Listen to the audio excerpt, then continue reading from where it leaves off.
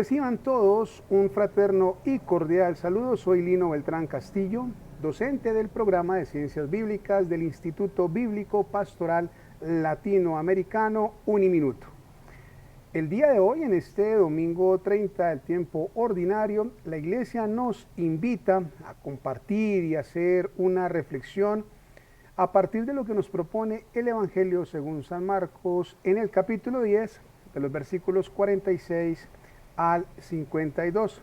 Reflexión que vamos a analizar, o mejor, lectura que vamos a analizar y asimismo a reflexionar en este espacio.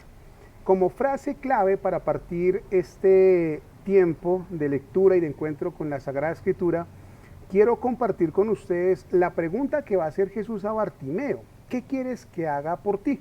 Esta va a ser la frase clave que nos va a permitir construir lo que va a plantear Marcos a partir de este diálogo de Jesús con Bartimeo, que está articulado de una manera muy bonita literariamente con el diálogo que tuvo justamente antes y en el que se involucraron dos de sus discípulos, Juan y Jacobo.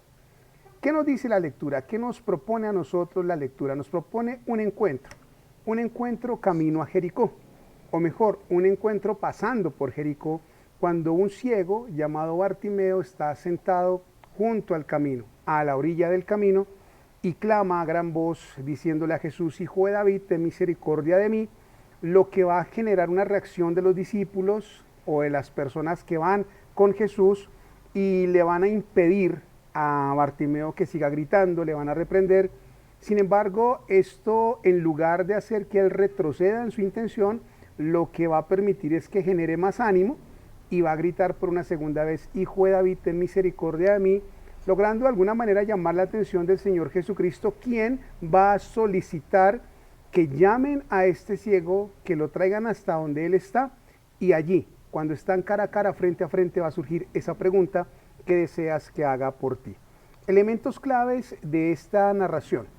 Primero, la categoría camino. Es una categoría que va a estar al inicio del relato y al final del relato. Es junto al camino que vamos a encontrar en un primer momento a Bartimeo, como un mendigo, como alguien sin esperanza, como alguien que reconoce en el paso de Jesucristo una oportunidad para volver a tener una relevancia como ser humano, como persona, pero también como alguien integrado a la sociedad. Al final va a aparecer nuevamente la categoría del camino, pero ahora en unas condiciones diferentes para Bartimeo, porque al final del relato el camino no va a ser el lugar donde está Bartimeo sentado a la expectativa de lo que pueda pasar, sino el camino va a ser la opción de vida que Bartimeo ha optado después de ese encuentro con Jesús. Vamos a encontrar la repetición de la frase: Hijo de David, ten misericordia de mí. En un primer momento, cuando la frase es enunciada o expresada, va a generar una especie de rechazo, como que los que caminan con Jesús van a plantear un obstáculo allí para que el ciego no pueda seguir gritando. Sin embargo, en un segundo momento, cuando se vuelve a repetir la frase: ten misericordia de mí, Hijo de David, se va a lograr el objetivo, que es que Bartimeo logre ese encuentro, esa entrevista cara a cara con el Señor, quien le va a hacer la pregunta clave: ¿qué deseas que haga por ti?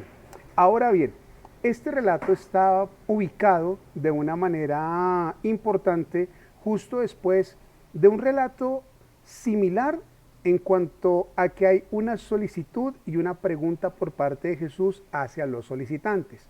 Ese relato es el que nos va a plantear Marcos entre los versículos 35 y 37 del mismo capítulo 10, cuando Juan y Jacobo, dos de sus discípulos reconocidos como los hijos de Zebedeo, le van a solicitar algo. Se van a acercar y le van a decir: Maestro, queremos pedirte algo. Y él les va a hacer la misma pregunta que le hace a Bartimeo: ¿qué quiere que haga por ustedes? ¿O qué queréis que os haga? A Bartimeo le dice: ¿qué quieres que haga por ti? A ellos les va a decir: ¿qué quieren que haga por ustedes? Ellos le van a decir: queremos sentarnos a tu diestra, otro a tu izquierda.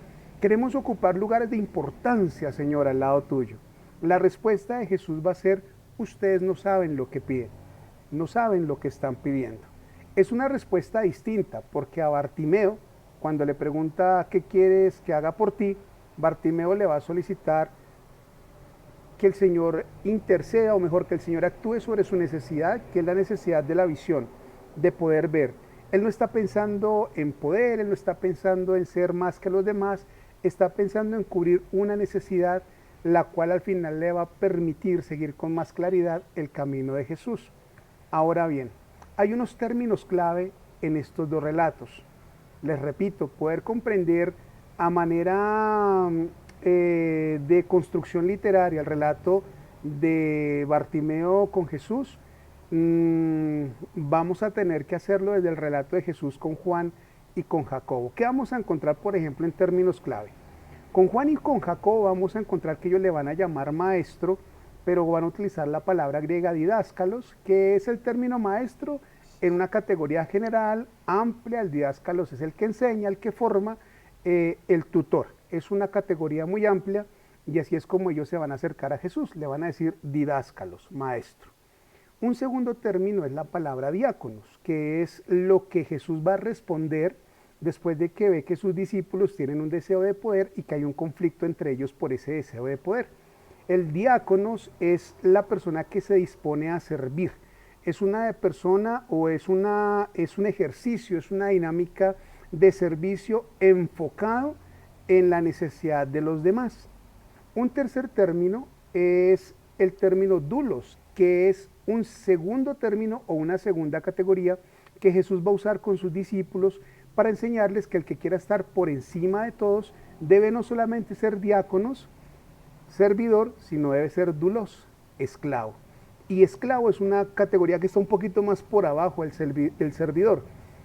No es servir por servir, no es servir porque me toca, no es servir porque soy creyente, es servir porque realmente considero a mis hermanos superiores a mí.